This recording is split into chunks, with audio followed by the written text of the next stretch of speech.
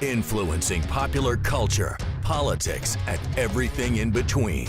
The local station takes you ringside as we discuss the crazy world that is professional wrestling. This is Going Ringside with The Local Station. What you got in mind here? Coming up.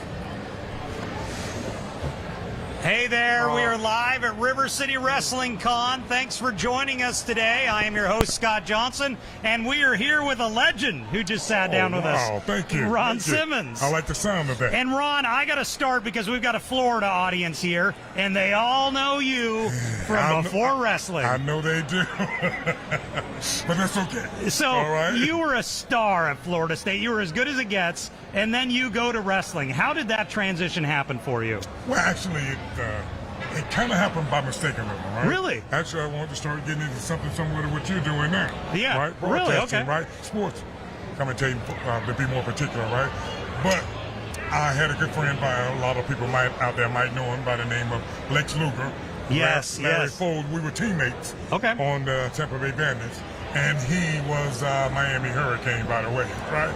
And so he had gotten into the professional wrestling business, right? And so at that particular time, there wasn't as many blacks, in particular black men, in the business, right? So he had came over to me and said, actually, what I considered doing, and of course, it was an absolute no, you know, because I'd gone through football and still healing up. And I was actually at a detention center working there.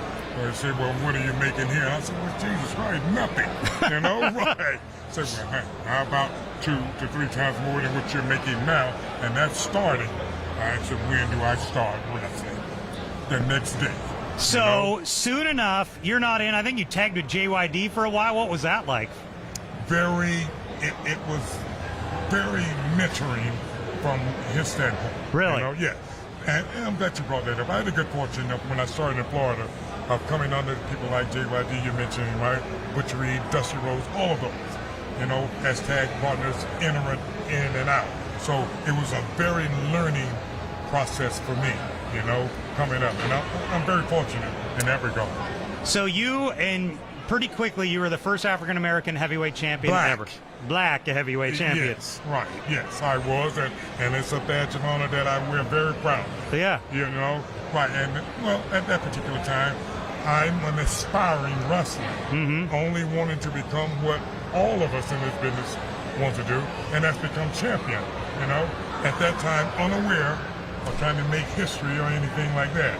But as time has gone on, you know, even to this day, you know, people are, you know, it's something that I'm reminded of, man, that has meant a lot.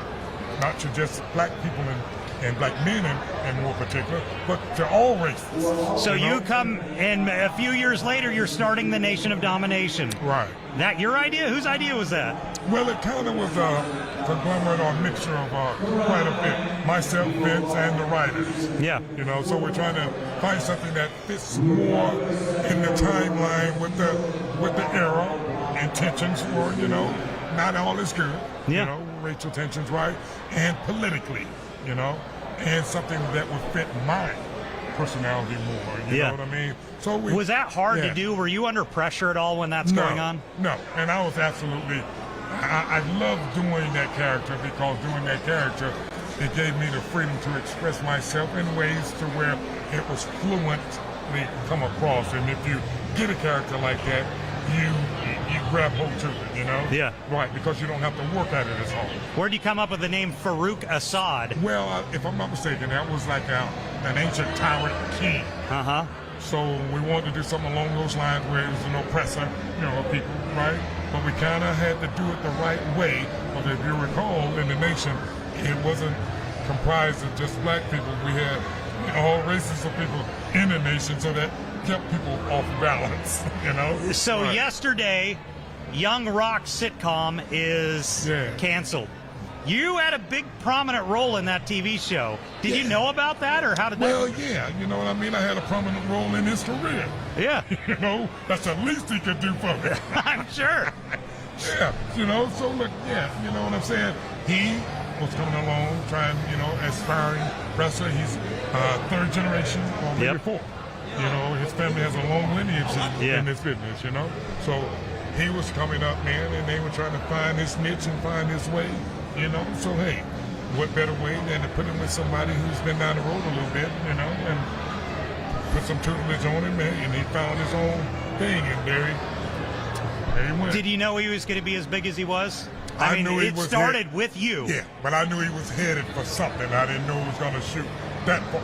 You know what I'm saying? Yeah. So I got to, you know, my hat's off to him. Not only him, but all of those guys. Yeah. That were in the nation, you know. They all went on to Godfather, flourish. D-Lo. D-Lo, Mark Henry. Yeah. You know what I mean? All of them went on to do their thing, man, you know. So I'm real proud of them. You know? So eventually you and Bradshaw start teaming. It's kind of, I mean, you start with The Undertaker, but after you split away from The Undertaker, this thing took off. Yeah, well, and once again, here's like a real life thing, you know what I'm saying? And behind the scenes come true. He was a football player, myself being a football player, right? We both love to do the same kind of antics out of the ring. But we won't go into all of them, right? Yeah, we'll leave a few of them out, right? You know, the drinking, right? The fighting in bars. The cigars. All that. Yeah. You know what I'm saying? Card playing, you know, right? The cheating of the cards too, by the way. Yes. Right? Yeah. So, and they saw that, and they said, well, look, if you all are going to keep tearing up these bars, let's bring this thing to life. So along the way, what's on your shirt right there? Yeah, give it to me. We all want to hear it. Yeah, everybody want to know. Yeah. How did this came come about, right? Actually, this came about was that, hey, in the ring, right, if I would pull a muscle or break something or hurt a finger or something, I'd go, damn, you know? Yeah. And the people, as I would go back to each town, the people in their rows from 1 to 15 maybe could hear me, you know? And they would just go like, hey, Ron, damn. So, you know, I look around and I said, what are they saying, man? He says, I think you say that when something screws up. I said, fine. So, and the writers caught on to it. They said, you know what, let's try to experiment. We were in Chicago, so John Cena and Booker T had an exchange of words, and they said, well, look, all we want you to do, Ron, is walk out at the end of their exchange and just simply say, damn! And There it it was goes. born. So, yeah. I was just talking to Ted DiBiase, who wrestled for years, and said, then my laugh was the biggest thing about me. I'd wrestled for 15 years, no one notices. Absolutely. Kind of the same thing? Yes. And when, I'm sure Ted will tell you the same thing, myself, and after this thing with them, you know, was born, right? The first thing as a performer, you know, come to your mind is like, you're telling me all I had to do was walk out and say one word, and I didn't have to get beat up all these years, and I would still be just as popular without jumping off the top rope. That's got to be hard. Yeah.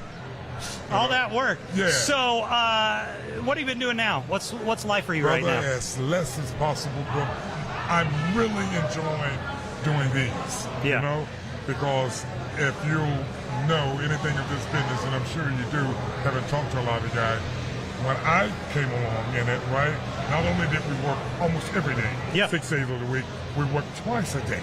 Yeah. 2 shows, double shots, you know what I'm saying? Yeah. So you never had the opportunity to talk and mingle with the people like I'm doing here, you know?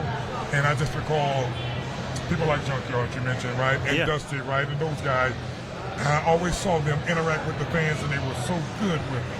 And I always swore to myself, if I was in this business fortunate enough to stay as long, I would do the same thing. Is that a reason why you think Dwayne and John Cena have done so well in Hollywood? Because unlike actors who are kind of snotty and don't interact with fans, wrestlers know how Yeah, to. because they understand. Yeah. You know, you're no more than what the people out there and your fans allow you, you know? Right, and when you forget that, man, hey, guess what? It's a swift fall. Yeah. Okay? And I've always, you know, thought along the way, man, I've always tried to remember that. You know, when I was taught that in this business from Dusty, you know, Jump Ball, and of course, my trainer, Hero Matsu, never forget, you know? So I'm really thankful to see all of these people, and when they bring up pictures like when they were kids themselves and they're with their kids, you know, it really is something to see. Before we go, any last comments for Florida State fans? Any Seminoles out there? Listen, we are back. That's it.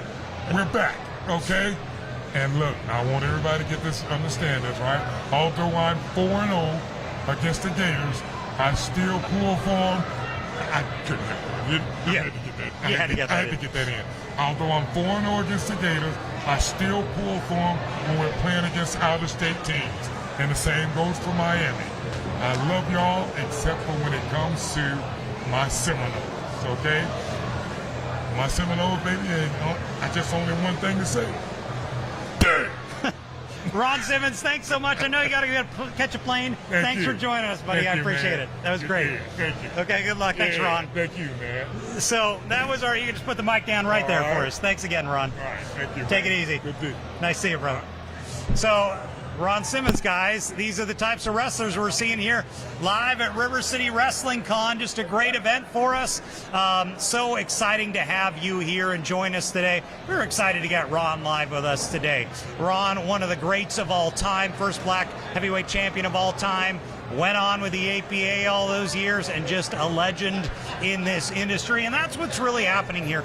Just so you know, you can come out tomorrow. There have been a ton of legends. I just had a long conversation with Devon Dudley of the Dudley Boys. I'm sitting across this aisle right now from Butterbean, the great boxer and fighter who got involved in a WrestleMania once. We just had a long sit-down conversation with Arn Anderson. So those are the older ones, but it's not just the older wrestlers who are out here today. One of the people I want to talk about is Toni Storm. She is the current heavyweight champion for the female division in All Elite Wrestling, Jacksonville-based AEW. Toni Storm was nice enough to sit down and talk to us because she just won the championship in the last few days. So we caught up with Toni Storm. Here's our interview with Toni Storm.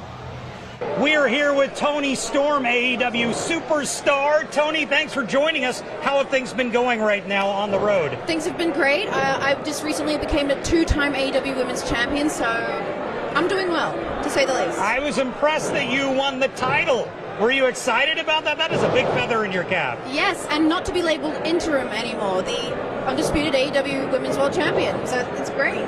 Why do you say not to be labeled interim anymore? Was that frustrating? That was frustrating. Nobody wants to be interim. You want to be the champ. And now you took down the woman, was it Jade Cargill? Jamie Hayter. Jamie Hayter, okay, so you took down Jamie Hayter, and where are things going for you next? What are your plans? Well, next week on Dynamite, in Washington, D.C., I will be facing Sky Blue. So we'll be able to see if she can take the title from me, which she won't, of course, but it's going to be fun watching her try. So our viewers in Jacksonville have been fascinated to see Tony Khan start as AEW here. Yes. What's Tony been like as a boss? Has he been a fun boss to work for? He's been incredible. I honestly don't know how he handles his workload. He is the busiest man I've ever met, but also the most intelligent man I've ever met. So the sky's the limit. AEW is huge, and it's going to get even bigger. So he's doing a great job. One other thing I want to ask about, and then we'll go. Tony and Shad, his dad, may build a big new stadium right over here. Right over there. Or will AEW take advantage of that, do you think, if given the opportunity? I would hope so. A big, nice 70,000 people stadium's not bad. That would be nice. That's ideal, yes. Toni Storm, AEW Women's Champion. Thanks for joining us, Toni. I appreciate it. Thank you so much. So there have been a lot of female stars out here today. We've talked to a lot of them. So I just saw Toni Storm talking with Anna Jay and Dr. Britt Baker, DDS. They are here. The only person really to drop out, because they've had a full card, was Saraya. Used to be Paige in WWE. She wasn't able to make it. We learned that in the last 48 hours. But everyone else has been here. Bryan Danielson was just here. He was doing photos with a lot of fans. So it's been exciting to see the wrestlers, young and old, here. I think one of the reasons why Jacksonville has done so well is because of what Tony and Shad Khan have brought here. So right across the parking lot from the Jacksonville Fairgrounds, where I'm at right now, is where AEW started in 2019 as a main competitor in this country to WWE, bringing in Chris Jericho, bringing in Jim Ross as your announcer, and bringing in their homegrown stars like Britt Baker, like MJF, Maxwell Jacob Friedman. I just had a long conversation with Arn Anderson, who we're going to be talking to in upcoming podcast about his thoughts on what MJF has done in AEW. But there's also been WWE stars, past and present. I just had a long conversation with Candice Michelle, remember Candice Michelle? She was the diva. She was the GoDaddy diva back in the day. She kind of broke the internet before that happened, doing a Super Bowl commercial after the Janet Jackson wardrobe malfunction. Well, Candice Michelle does a Super Bowl commercial, gets millions of views, everyone's talking about it. She took it into a diva, real life career as a star in WWE for many years. We also talked to Jake the Snake Roberts. He was here. We're going to get to him a little later in the podcast. But one of the interviews I was really excited about was Big Papa Pump. Scott Steiner was here. So the largest arms in the world, I think what he used to call it. Scott Steiner is here, and we just were able to meet up with Scott, talk to him.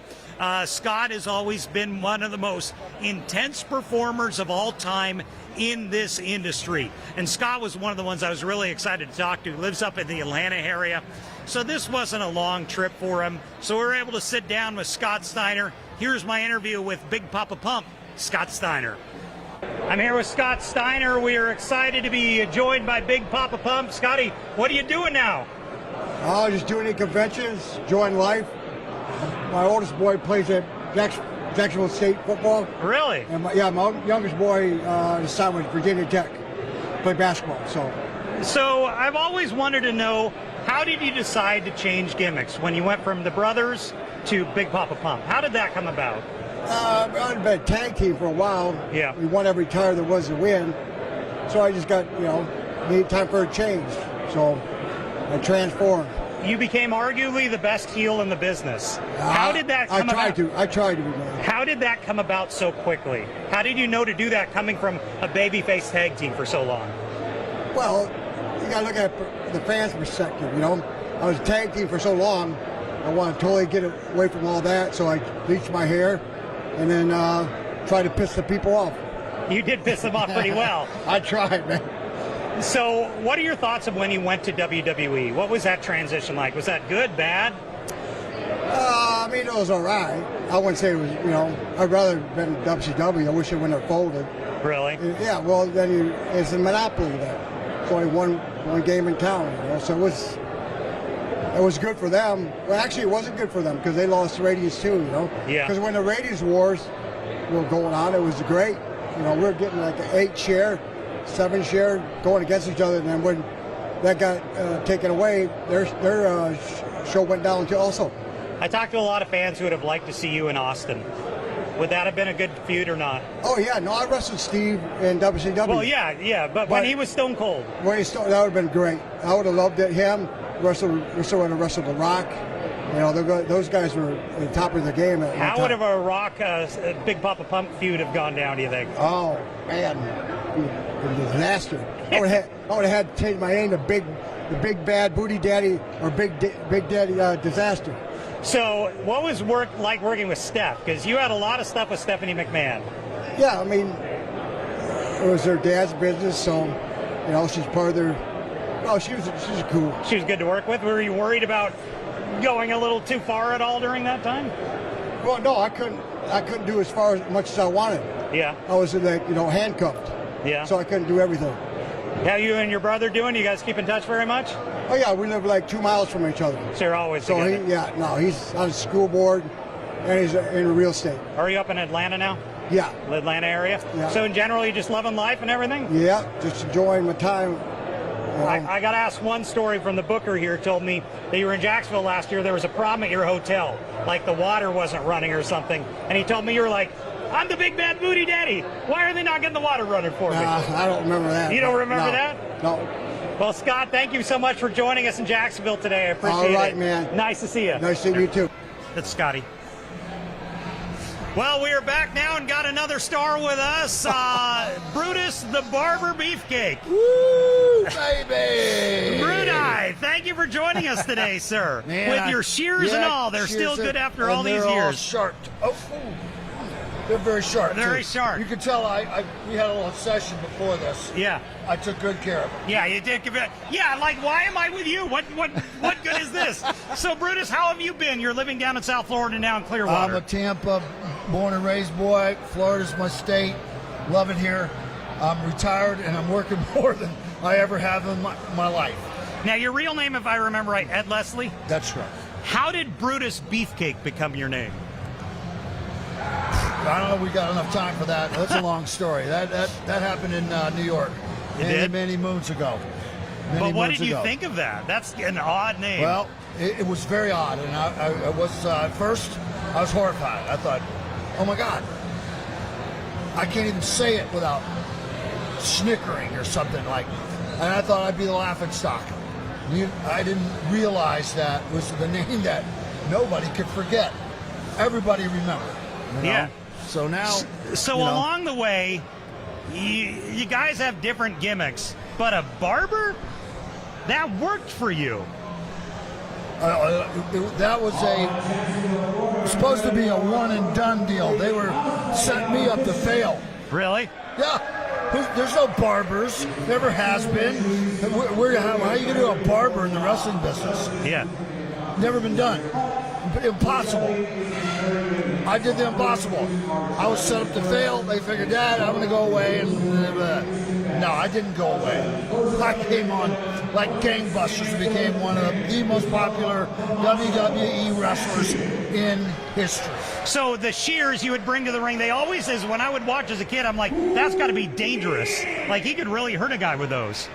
That's possible, yep. But I like to say that my record is perfect. No one ever injured in any way, shape, or form. A lot of haircuts. Yeah. But nobody injured. No blood shed. So from these. you had the barber shop was your big interview segment. How did that come about? That was like prime spot for you. Well, that's a long story too. Let's just say I had an accident. I was out of the business for a while, and they decided to utilize my exceptional speaking talents and made the barbershop. And I have to say, Roddy Piper and I were lifelong friends, and his Piper's Pit was big inspiration for me wanting to do the barbershop, and he was actually on the barbershop with me, and it was with Andre and the people who did it was incredibly good, and so it gives another example of what you can do. You put your mind to it. So I want to ask, you were a part of one of the most iconic wrestling moments of all time on your show when Shawn Michaels broke away from the Rockers and Marty Jannetty and kicked him through your window. Well, yeah, threw him through the window. Yeah. Did you know that was going to take off like it did? No. You know what? And here's the thing. Marty's my friend. Yeah. Not so much Shawn. Yeah. And it was a shame to see what happened. Marty got kicked to the curb, left in the dust. Yeah. Whatever you want to call it. They didn't tell him anything. They didn't help him. They just cut him loose. Shawn was groomed for, whatever. He got everything. He did get everything, yeah. He got everything. And while Marty got nothing. And I hated to see that. I hated to see it. There's a special coming up on Vice called Dark Side of the Ring. Yeah. Me and my wife Missy did an extensive part of that episode. Okay. That's going to air, and I think they liked it so much they're thinking about doing one. You're going to do a Vice, possibly. We'll see. Well, but now I'm commissioner. Yeah. Tell me about what you're doing. What are you doing now? Sorry. Boca Raton Championship Wrestling. I mean, everybody these days, they watch the product, they're going, it's terrible. I mean, the new guys, they're doing better. AEW and stuff, but some of the other stuff's just no good. So, Neil Glazer and Matt Massler decided to just start their own company. Okay. And try to bring back the old school approach. So we have We got Jack Tallis, is 7 foot tall. We got our giant. Oh, my goodness. We got Cha-Cha Charlie. We got Bull. We got so many guys, real charismatic guys like the old days. And we give them, the people a great show, a product that's like from the 80s and 90s. Yeah. What people want to see, a family show.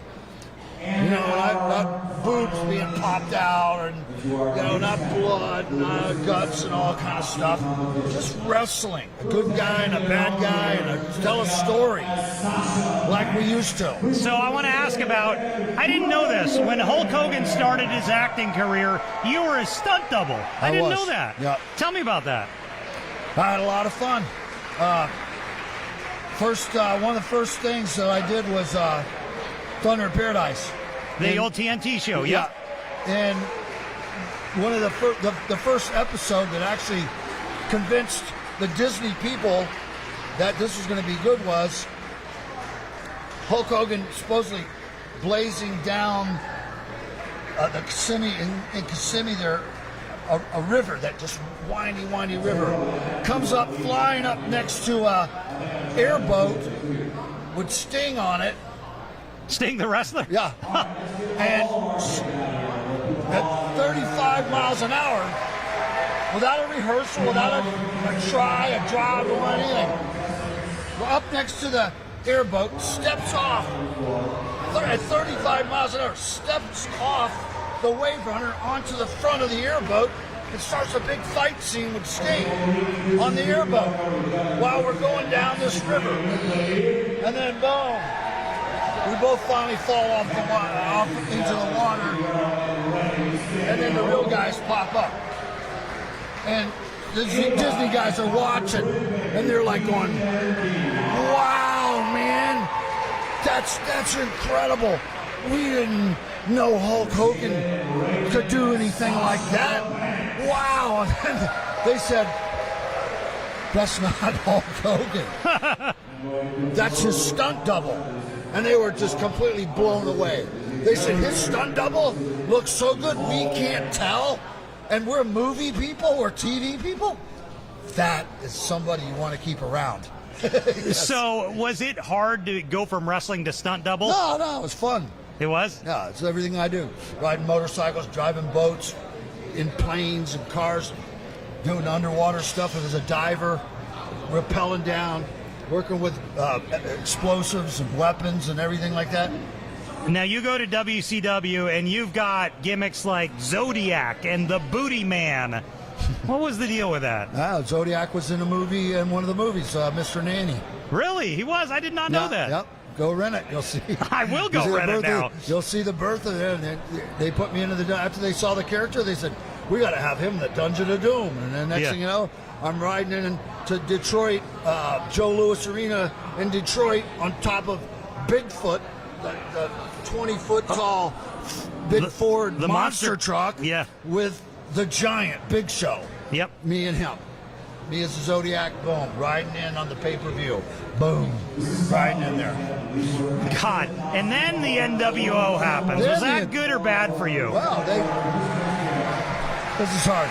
The NWO thing was going incredibly well. The Zodiac ran its course. The WCW guys said, "Oh boy, he's been the Butcher, he's been the Boogeyman, he's been the this, we really can't do anything with Brutus anymore." And I said, "Well, really?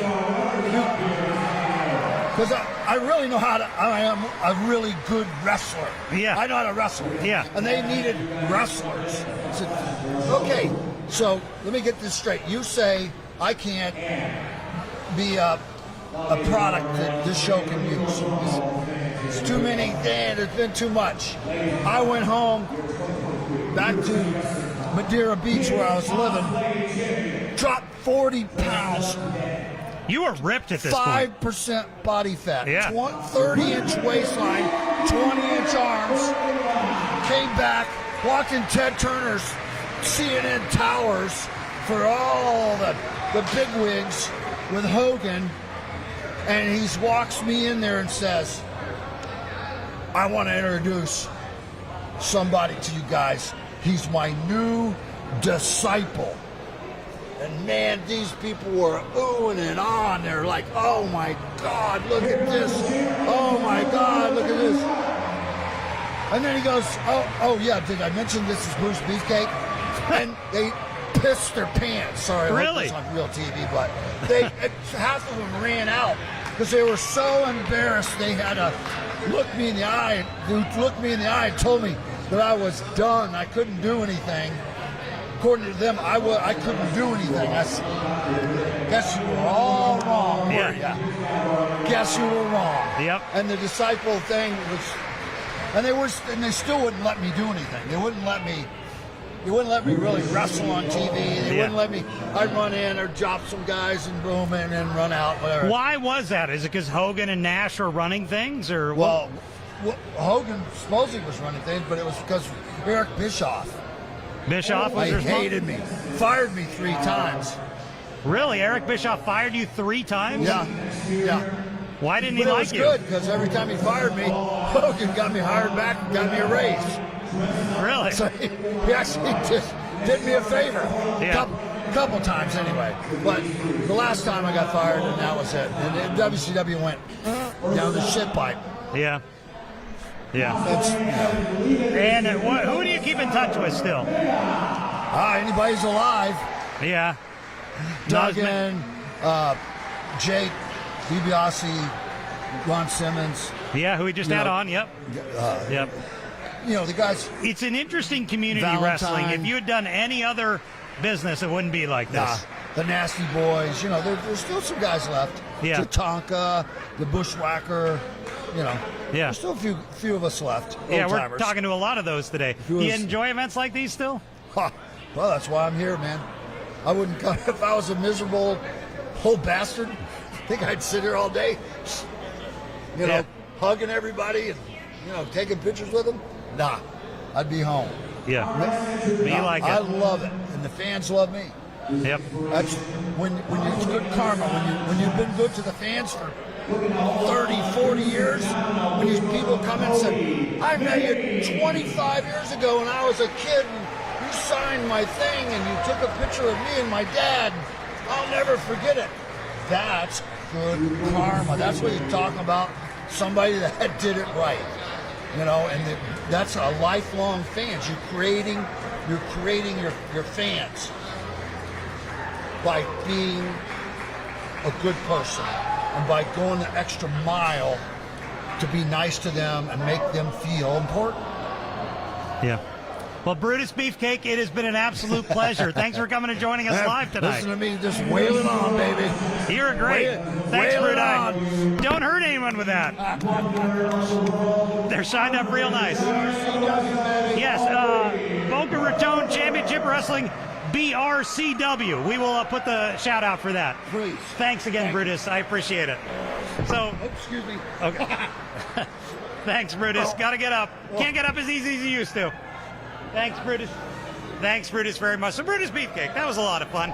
Always the running buddy of Hulk Hogan for so many years. Wherever you would see Hogan, you would see Brutus Beefcake. Him, Jimmy Hart, the Mouth of the South, always Hulk Hogan running buddies for all those years. So a lot of old-timers here, fun to talk to. And one of the ones that I wanted to talk to, but in a different respect, was Jake the Snake Roberts. So if you watch our podcast, a few episodes ago, you can go watch it right now, Going Ringside, our interview with Jake the Snake Roberts.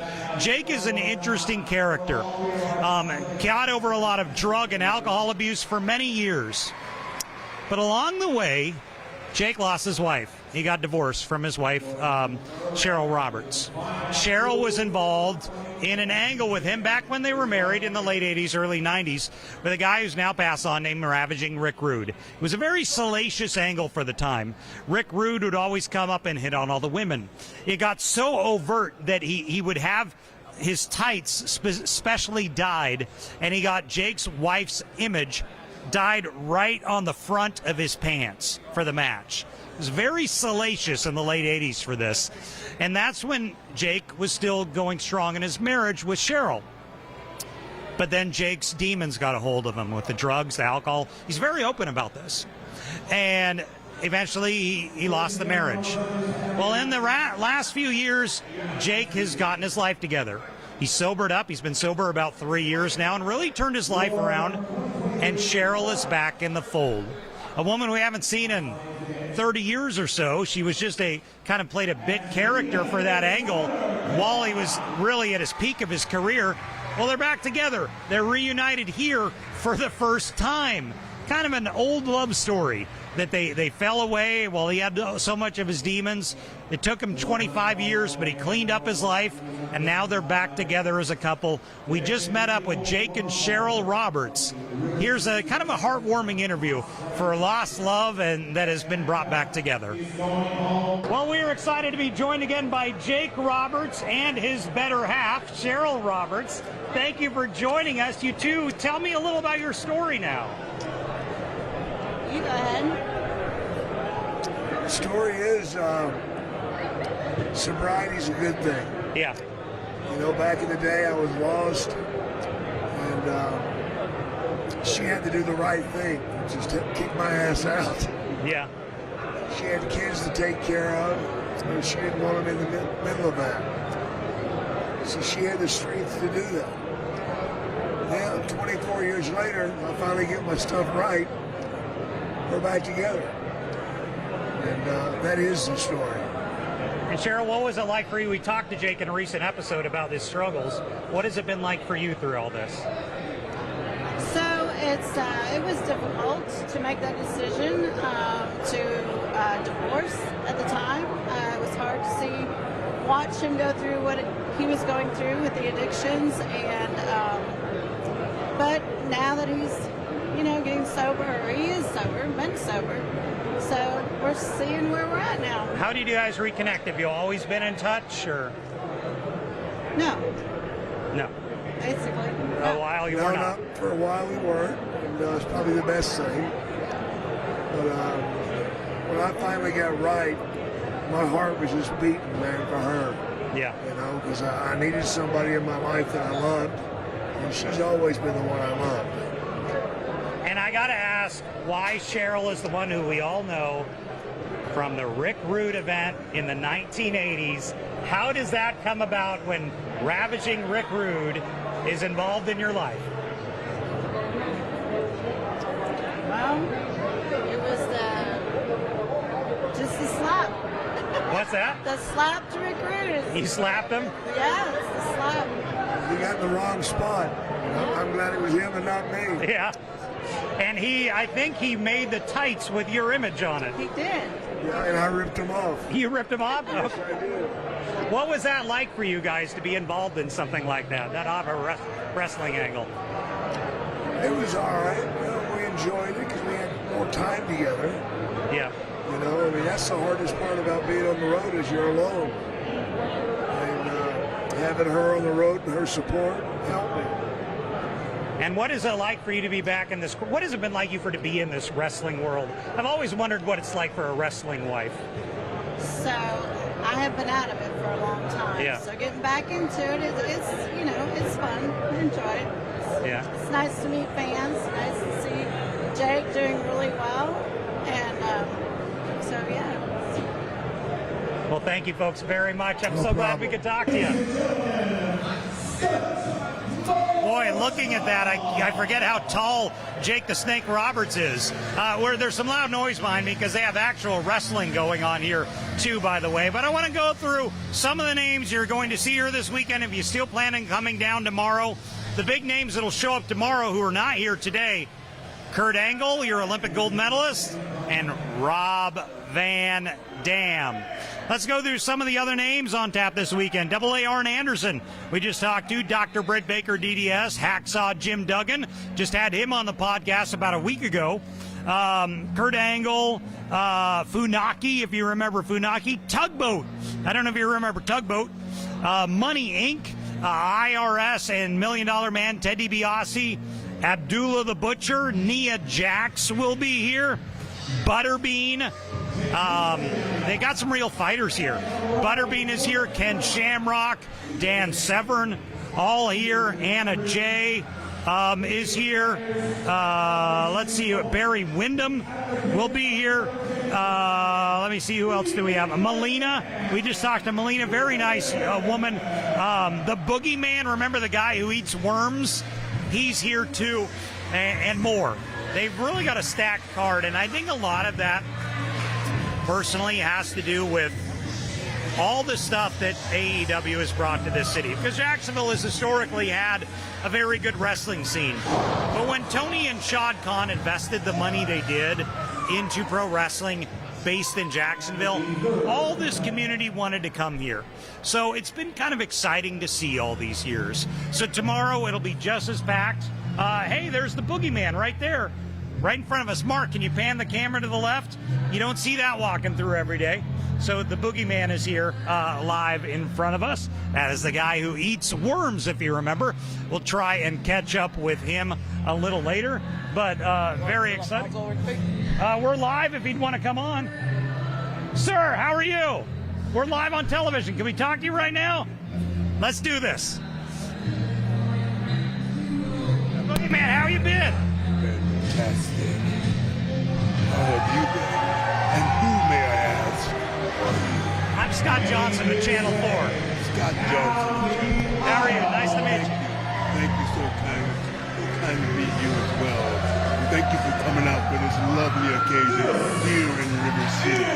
You are living the gimmick. Should I say you're as intimidating as it gets? Gimmick? What gimmick? I'm saying, you're right. You're right. There is no gimmick. It's a real pleasure to be out here. Great for family, friends and family, man. It's a beautiful time to come out and meet the fans and meet people such as yourself, man. Jacksonville, Florida is a great place. I'm actually living in Denver. I flew down to Denver to be a part of this. So, how did you learn to eat worms? Well, you know, ironically, I must say, worms are actually 82% protein. Not the ideal food that I would recommend to eat, but they're actually nutritious. You know, they're nutritional, yes. How much goes into this each day? Well, it takes me approximately 3 hours to get myself metamorphosized into this entity. It is an entity. That it is. So when they found out you could eat worms, was that an immediate seller to WWE? Well, the thing about the worms, the thing about my pouch, my bag, the idea was to have an edible insect for each opponent. So the only thing that we can control would be the worms. If we walked into an arena such as this with maggots, roaches, or, you know, Madagascar roaches, the spiders and so forth, we'd have to pay an infestation clause. So the only thing that we can control was the worms.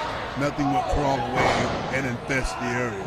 So the worms stuck with me because we can control it. So how did this all even start? Did you just think of this one day, or? I was in a very, very dark place. You were in the dark. Yes, well, I like you guys. I appreciate it. I really do, man. How long have you been an interview course working with Channel 4? I've been at Channel 4 for more than 20 years, but I've been a news anchor for 25 years. They say, how about you start doing wrestling stuff? Have you ever had a guest as wild and crazy as me? I've had tons, but no one like you. No one anywhere close to you. No, but I take that as a compliment, so to speak, but I thank you so much for allowing me to be in the room. Thank you, Boogeyman, and it's been really nice to meet you. Thank you. Have you scared any children today? Yes, I want to scare all the kids into doing the right thing.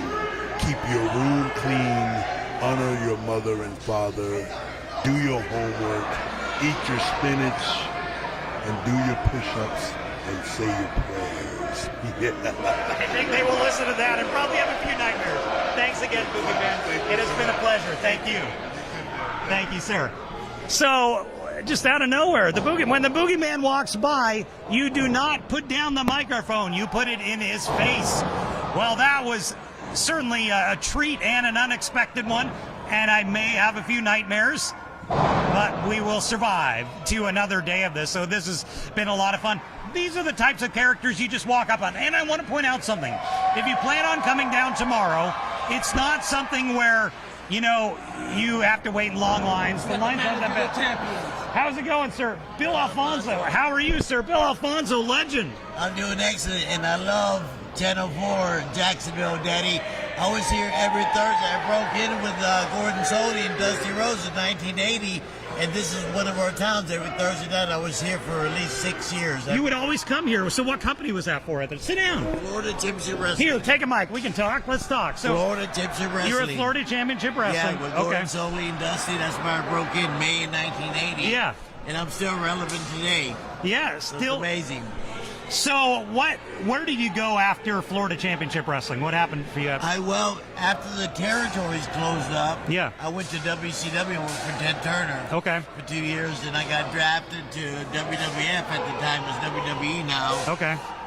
WrestleManias and that. Then I went to ECW, Yeah. the crazy company, where I became a manager, and that's why I'm still relevant today, because of ECW managing. I got a lot of TV time, not Sure. because I was an international 5-star referee. Yeah. It's because of ECW. So you were reffing a lot then? Yes, I Well, refereed I've always my wondered whole career. what was it like to be a ref?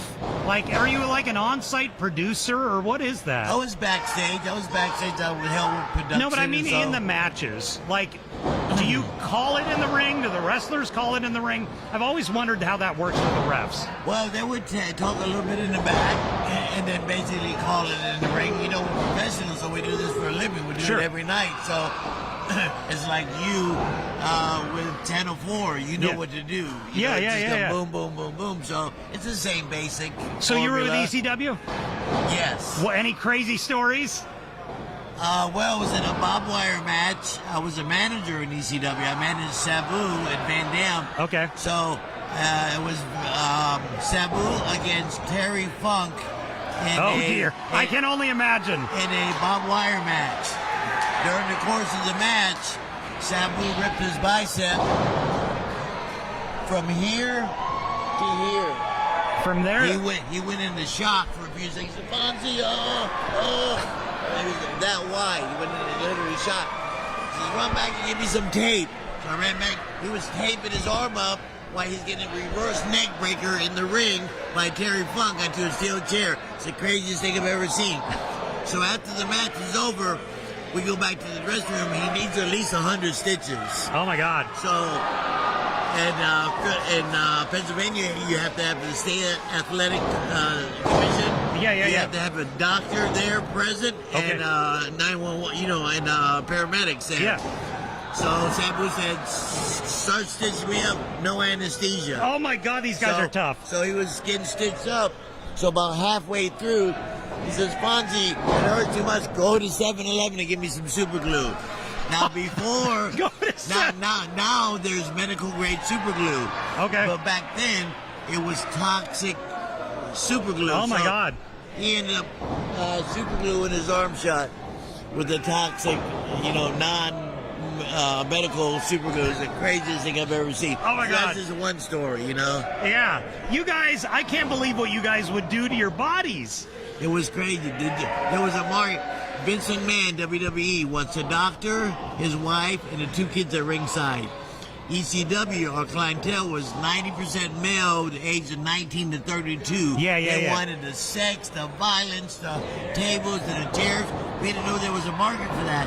So we created a market and took off. ECW is still, even though it lasted about 7 years, we had no corporate sponsors. We were having a hard time getting TV to pick up our hardcore violence. So, and it still has a cult-like following today. Absolutely. 25 years later. It's amazing. Yeah. It's amazing. I get kids come up to me 25 years old. You weren't even born. How do you know about ECW? Oh, now it's on Peacock. It's on this. It's on that. Yeah. We have a cult-like following. That's why I'm relevant today, because of ECW. So I see a lot of stuff since. Guys going through tables, guys going through barbed wire. That all came from you guys. Yes. We started the ball. Yeah. Yes. What do you do now? I'm retired, and I do stuff like this on weekends. Listen, in the last 10 weeks, I've been to Los Angeles for WrestleMania weekend. Yeah. We have a big Comic-Con, WrestleCon there. Yeah. I was with Van Dam and Sabu there. Los Angeles, Fargo, St. Louis, Washington, D.C., Cleveland, Miami Beach. This next week, I don't know where the hell I'm at, but I'm working every weekend somewhere in the United States. Yeah. So it's either a wrestling show, indie show, or a Comic-Con or a wrestle deal or something like this. Gotcha. So I'm active on weekends. And I love it. I'm 66 years old. Not an ounce of fat on me, Daddy. Not an ounce of fat on you. I'm still going strong, and I enjoy it. Keeps me busy, and I create a little revenue, and I have fun. Seeing guys like you, and seeing all of my guys that I worked Sure. with for the last 40. I'm celebrating my 44th year. Oh my God, you've been doing it forever. Yeah, I've never had another job in my life. My whole life's documented on television Sure. or in magazines or whatever, but it's been pretty cool. Well, Bill Pretty Alfonso, thank you so much for joining us. good. Hey, thanks I for really being, appreciate it. Thanks for being here, and I love 10 to 4, Daddy. That's where it's at. Thank you. You love the 4. Thanks, Bill. I appreciate it. I got a kiss to the head and everything. So a lot of fun out here today. Just you run into people all over, and it was what I was saying is there's no real bad lines. You just walk up on these people. A lot of fun. They're charging for autographs and photos, which is how they make their money. But it is just an event like no other. You don't run into celebrities you grew up watching on TV who just want to chat with you, talk about stuff that you remember as a kid or stuff that you're watching right now. There's a lot of modern wrestlers here now. So it is just a fun time down here at River City Wrestling Con. We're so glad you could tune in to us tonight. I'll be back here with the 10 o'clock news. We got a lot of interviews for Going Ringside all summer long. Some of the folks, the great stories we've heard here today down at River City Wrestling Con. Thanks for joining us. If you're coming out tomorrow to the Jacksonville Fairgrounds, stop by and say hi. We'd love to see you. And once again, tell everyone you know who's a wrestling fan about Going Ringside wherever you get your podcasts, or on News for Jacks, or on the News for Jacks YouTube channel. Thanks for joining us today. It's been a lot of fun. This has been Going Ringside with the local station, brought to you every Wednesday on your favorite podcast player, on News 4 Jacks Plus, as well as the News 4 Jacks YouTube channel.